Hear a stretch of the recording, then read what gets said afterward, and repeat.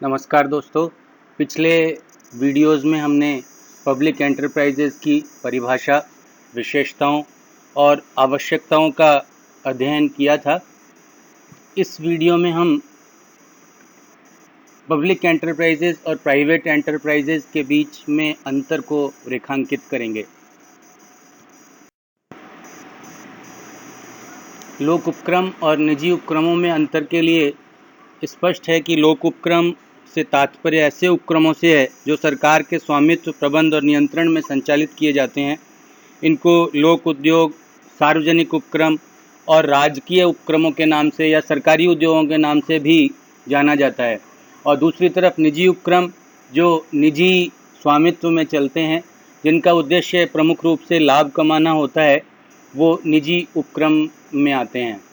तो हम इन दोनों में अंतर स्पष्ट करने के लिए विभिन्न आधारों पर इनका अंतर रेखांकित करें। तो सबसे पहली बात, स्थापना।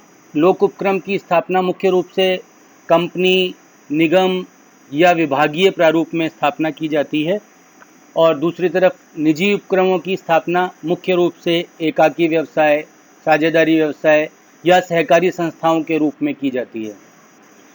दूसरा अंतर का आधार हम माने उद्देश्य।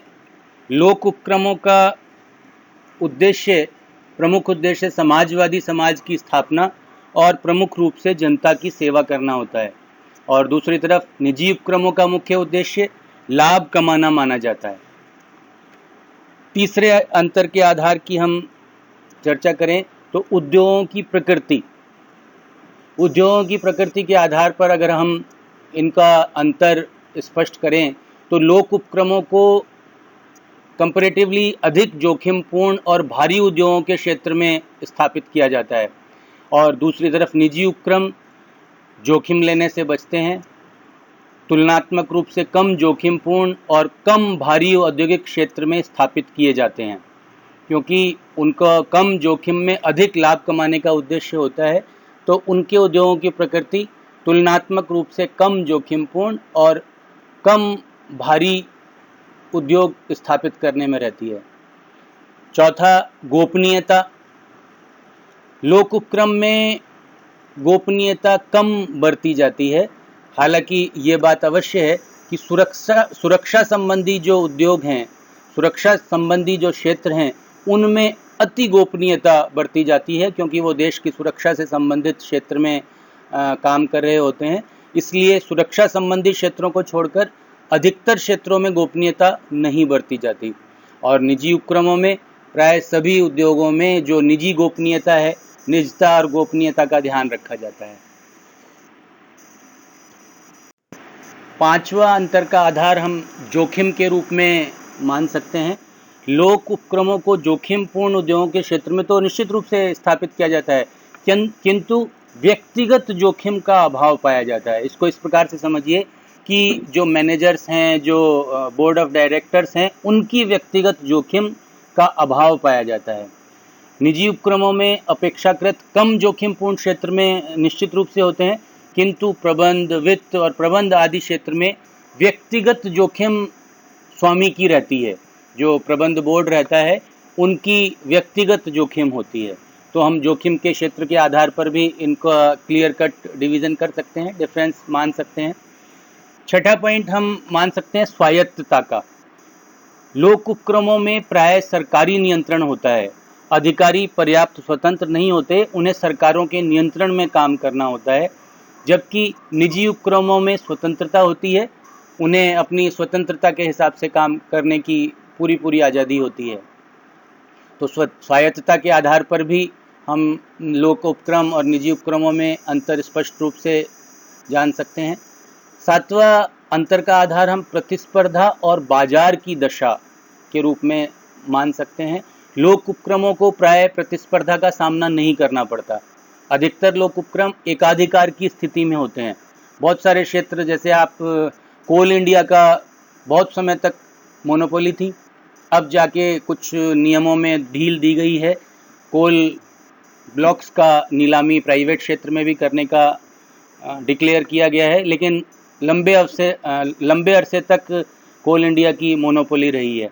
तो इस प्रकार से जो भारी और जोखिमपूर्ण क्षेत्र होता है उनमें जनरली प्रतिस्पर्धा का अभाव पाया जाता है, और जबकि निजी उपक्रमों को अधिक प्रतिस्पर्धा का सामना करना पड़ता है और बाजार की दशा प्रतिस्पर्धी रहती है, क्योंकि निजी क्षेत्र में प्रतिस्पर्धा बहुत ज़्यादा है। मूल्य को लेकर, क्वालिटी को लेकर, बाजार क्षेत्र को लेकर बहुत ज़्यादा प्रतिस्पर्धा का सामना करना पड़ता है।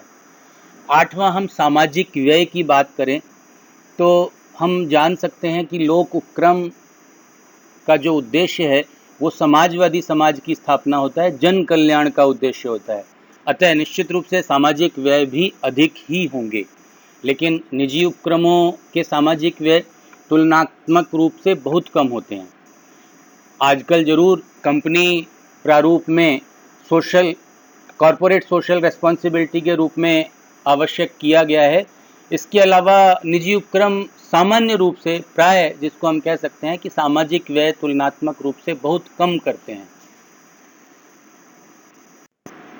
अगला अंतर का आधार हम अंकेक्षण एवं हिसाबदेयता, अंकेक्षण और हिसाबदेयता की बात करें तो लोक उपक्रमों का अंकेक्षण और हिसाबदेयता चार्टर्ड अकाउंटेंट्स और सीएजी, कंट्रोलर एवं ऑडिटर जनरल के द्वारा किया जाता है।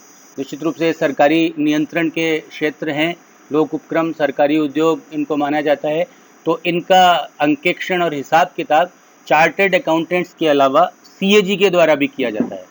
हमारी जो सरकारी संस्था है कंट्रोलर एवं ऑडिटर जनरल, इनका बहुत बृहत रूप से अंकेक्षण और हिसाब किताब रखती है, और दूसरी तरफ निजी उपक्रमों का अंकेक्षण और हिसाब किताब चार्टर्ड अकाउंटेंट्स के द्वारा किया जाता है। नेक्स्ट, आधार सफलता का मापदंड। अगर हम सफलता के मापदंड की बात करें तो लोक उपक्रमों की सफलता का मापदंड समाज की अधिकाधिक सेवा, श्रेष्ठ किस्म की वस्तुओं और सेवाओं के परिमाणों के आधार पर मानी जाती है, क्योंकि लोक उपक्रमों की स्थापना ही जन कल्याण के लिए, समाज सेवा के लिए होती है, तो उसकी सफलता समाज की अधिकाधिक सेवा के द्वारा ही मापी जाती है।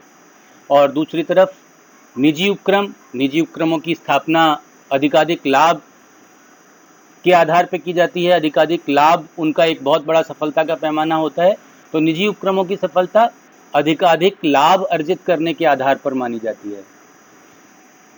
अगले अंतर के आधार की हम बात करें तो पूंजी और प्रबंध की व्यवस्था। पूंजी और प्रबंध की व्यवस्था की जब हम बात करते हैं तो लोक उपक्रमों की पूंजी और प्रबंध की व्यवस्था सरकारों के द्वारा की जाती है, चाहे केंद्र सरकार करे चाहे राज्य सरकारें करें, लेकिन उनकी पूंजी और प्रबंध की व्यवस्था सरकारों के द्वारा ही मानी जाती है। और दूसरी तरफ निजी उपक्रमों में पूंजी और प्रबंध की व्यवस्था स्वामी स्वयं करते हैं, क्योंकि ये निजी उपक्रम है तो उसकी पूंजी की भी व्यवस्था, प्रबंध की भी व्यवस्था निजी उपक्रमों को स्वयं करनी होगी। अगले अंतर के आधार की हम बात करें तो नियंत्रण के आधार पर लोक उपक्रमों पर सरकारी नियंत्रण माना जाता है। लोक उपक्रमों पर, चाहे वो केंद्र सरकार का नियंत्रण हो, राज्य सरकार का नियंत्रण हो, लोक उपक्रमों को सरकारी नियंत्रण में ही माना जाता है, क्योंकि उसकी पूंजी पर भी 50% से अधिक सरकारों का ही नियंत्रण होता है, तो उन पर नियंत्रण भी सरकारी ही रहता है। और निजी उपक्रमों पर अगर हम नियंत्रण की बात करें तो स्वामियों का या संचालक मंडल का, स्वामी भी संचालक मंडल में प्राय होते ही हैं, तो स्वामियों का या संचालक मंडल का नियंत्रण माना जाता है। लोक उपक्रम और निजी उपक्रमों में अगला अंतर का आधार लाभ एक महत्वपूर्ण आधार है, और लाभ के आधार पर अगर हम देखें तो लोक उपक्रमों में प्रबंधकों को व्यक्तिगत लाभ नहीं मिलता है। लोक उपक्रमों में प्रबंधकों को व्यक्तिगत लाभ नहीं माना जाता है, और दूसरी तरफ निजी उपक्रमों में प्रबंधकों और स्वामियों को व्यक्तिगत लाभ प्राप्त होते हैं, क्योंकि अधिकाधिक लाभ प्राप्त करने के लिए ही सारे निजी उपक्रमों की स्थापना मानी जाती है। इसलिए जो भी लाभ होते हैं वो निश्चित रूप से प्रबंधकों और स्वामियों को पहले प्राप्त होते हैं और उनको व्यक्तिगत लाभ माने जाते हैं। अगले अंतर के आधार की हम बात करें तो आलोचना एक बहुत बड़ा आधार है। लोक उपक्रमों के कार्यकलापों की आलोचना जनता के द्वारा, जनता के प्रतिनिधियों के द्वारा, या इसको दूसरे शब्दों में तो कहें तो संसद या सरकारों के द्वारा भी की जा सकती है, क्योंकि वे लोक उपक्रम हैं, जनता के उपक्रम माने जाते हैं। इसलिए आलोचना भी जनता के द्वारा या जनता के चुने हुए प्रतिनिधियों के द्वारा या सरकारों के द्वारा की जा सकती है। और निजी उपक्रमों की आलोचना उपभोक्ताओं के द्वारा की जाती है, समाज के द्वारा की जाती है।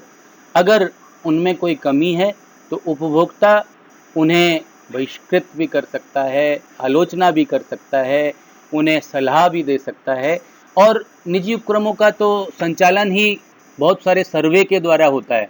तो सर्वे जनता का, उपभोक्ताओं का, और उन जनता और उपभोक्ताओं की इच्छा और आवश्यकताओं के अनुसार निजी उपक्रमों की वस्तुओं और सेवाओं का संचालन होता है।